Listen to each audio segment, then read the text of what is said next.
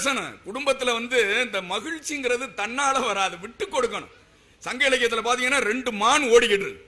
2 மான் ஓடிக்கிட்டு இருக்கு, ஆண் மான் பெண் மான் 2 மான் ஓடிக்கிட்டு இருக்கு. தூரத்துல கொஞ்சோண்டு தண்ணி கிடக்கு.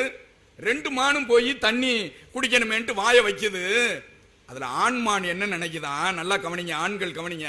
ஆண்மான் என்ன நினைக்குதான், நம்ம தாங்கிடலாம், இந்த பெண்மான் ரொம்ப மென்மையான மானு, அது குடிக்கட்டும் அப்படின்னு சொல்லிட்டு பெண்மானை குடிக்க வைத்து ஆண்மான் குடிப்பது போல பாவனை செய்து பெண்மானை குடிக்க வைத்த பெருமை அந்த ஆண்மானுக்கு உண்டு.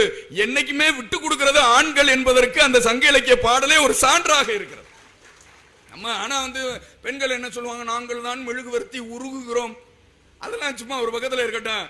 அதை எழுதுறான் கவிஞ, சுனைவாய் சிறுநீரை எய்தாது என்று எண்ணி பிணைமான் இனிதுண்ண வேண்டி கலைமான் தன் கள்ளத்தின் ஊச்சும் சுரம் என்ப காதலர் உள்ளம் படர்ந்த நெறின்னு இலக்கிய கவிஞன் எழுதி வச்சிருக்கேன். இன்னொன்னு எனக்கு ரொம்ப மகிழ்ச்சி என்னன்னு கேட்டீங்க,